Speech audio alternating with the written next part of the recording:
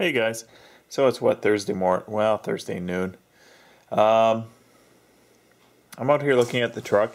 I did do some more work last night, but I didn't see much point in posting a video. I got the cowl mounted, windshield washer squirters are all in place here and they're ready to go. And I'm just trying to deal with the hood alignment issues again. And I don't know, I had some weird problems with this thing. Like, first of all, the gap is just enormous here, but that can't come back any further, so I guess I just have to live with that one. And the hood gap isn't so bad here, but I'm having trouble getting the hood to sit flat. I'll probably have to put the latch mechanism on to just so it'll pull it down all the way. This side is sitting up way high, and if I reach up under here and I pull on the hinge mechanism, it's not coming down any further. And I'm not sure what's the deal with that. And it wasn't that bad before. Like, it was at one point it was really, really high, but not so much recently. I thought that was all addressed. And there's a cowl seal that goes right in here, and it has a piece that kind of comes up like that, and I put that on, and that was lifting up the back of the hood. I'm having a few problems here. The hood didn't seem to like it wanted to settle all the way down, so I went and I lubed the joints. That's why it's all goopy with white lithium there, and it's helped it close better. But if you shut it now, I bring it down to the point where it would latch. This side is sitting, reasonably well. Like, if I shim up the cowl here, that'll be fine. But this side is sitting way higher, so I don't know why. And in this case, if I do reach up under here and pull on the hinge, it does settle a little bit further. So yeah, just a lot of hassle here. Got some paint touch-up I got to do there on the cowl. But I think my gaps are about as good as they're going to get, apart from settling this hood. So I'm going to work on that today, and once that's done, I'm going to do up this vent window. I might end up doing it before I do too much more work with that hood, until I can get a better idea what's going on there. This ended up not being a big deal. It was just the hinge just needed to be, where the bolts were loose, and it was moving wherever it wanted to, and it just wanted to sit up. Problem. Got the mechanism in place here, and this little guy here is hitting the forward edge of this. So, and it's back at the furthest most back part of the adjustment. So I hate to say it, but I think there's no possibility except for the fact that the hood has to go back. But the problem is that the hood doesn't have anywhere to go back to.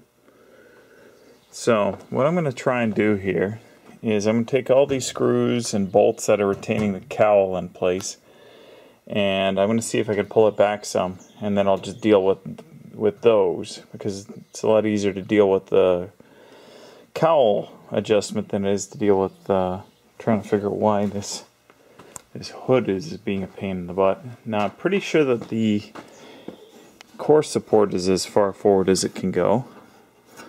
At the bottom it isn't. I wonder if that makes a big difference. Okay, how about I tuck that in tight against the fenders here, and we'll try again before I go too radical here.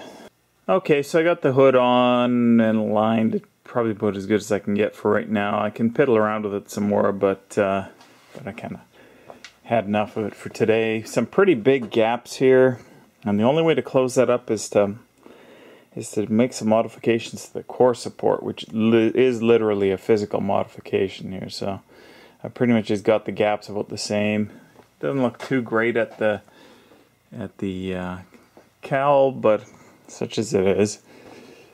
Oh, same again here. it's a little bit high here. I could probably just shim this up a bit more. I might just do that. That's not too hard, but it is sitting a little bit high.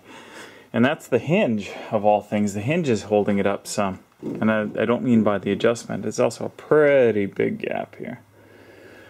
So I'm going to leave this alone as I shout right into the camera, 2 inches from my face. I got the hood latch on, got that adjusted. So, hang on. Yeah, it's kind of hard to work it with one hand here. There we go. Moves up and down pretty easily, so I'm okay with that. Shuts decent. Don't be that way. There we go. That's not quite done. Let's try it again. There you go. So, anyways, so I'm gonna leave that alone for a bit. Give it some more thought. Do like what I usually do, which is come back to it later on after I had some time to think about what might be going on here. Definitely going to have to do some modifications to the cowl. You can see the cowl is sitting a little low in the center, and I think I remember saying that before. I'm going to see if I can get something up underneath it and just lift up on it a bit, like ratchet strap to the roof or something like that, but I'll figure something out. Once I get everything else on the sides, I'll settle down. That might be minimal in the middle. Might not even be worth messing with. But for the largest part, it looks okay at the back edge here. That doesn't look so great, but that's the best I can do right now. So I am going to load up this window here and get on with it. Okay, so I've loaded up the door, and just for anybody's reference with one of these trucks here, I put obviously the regulator went in first. That was already in the door. I put the glass in.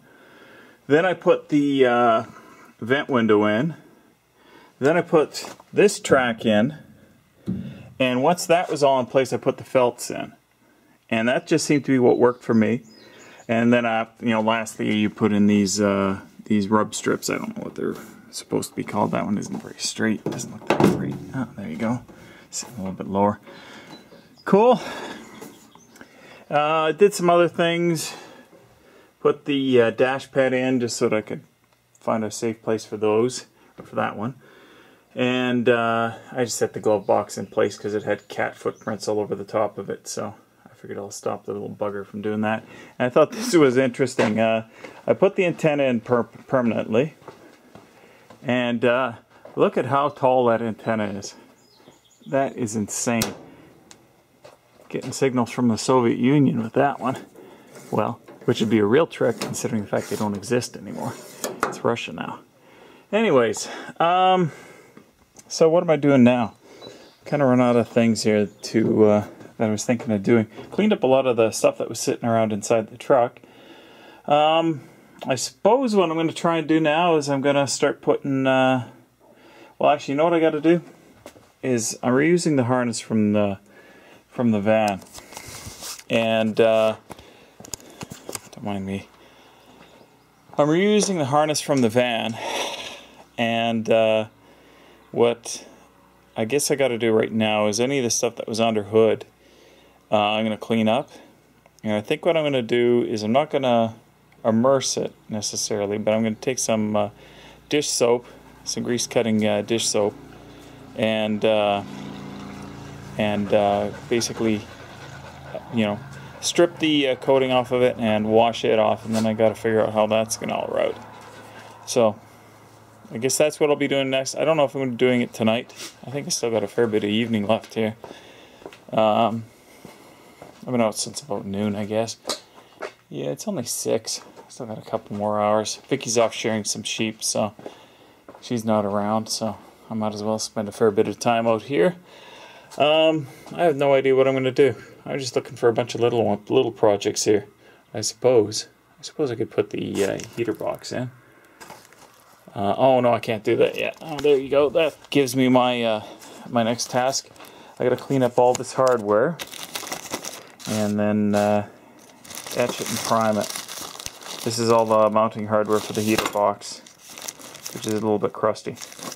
Okay, so let's get working on that. Also, I'm going to see if I can't work out. I think I'll squish this between two 2x4s to force this to be folded over so that it's not such a problem with the hood there as well.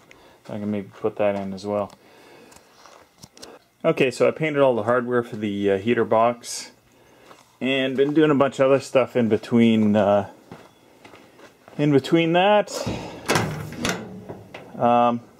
Oh, you can't see it, but I put the clips on here. And in case you're wondering what the, without being able to see what they look like, the retaining clips are, I don't know if I have one sitting here. No, I guess not. That hold these round shafts on there. You can get right and left-handed, I think they're called throttle retaining clips. Here, I'll go and grab one. I got the boxes over here. I'll show you what I mean. But I was missing a couple of those because they'd broken. But luckily Napa had some of these. I got a left and a right-hand ones. And in case you ever need them, that's what you ask for. Throttle rod clips is what they call them. And what else did I do? I don't think I did anything else in the cab here. I was going to put some other things up here. Okay, I was doing the light buckets on, but I think I put these retainers in backwards. I think that because they go back a fair bit into it. I can't reach it right now.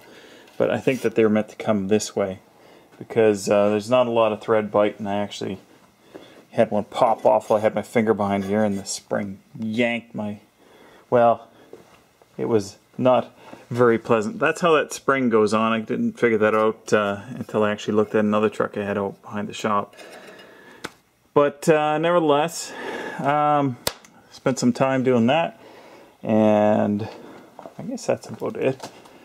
I'm squishing that seal between two boards to kind of give it a set so it'll be folded over.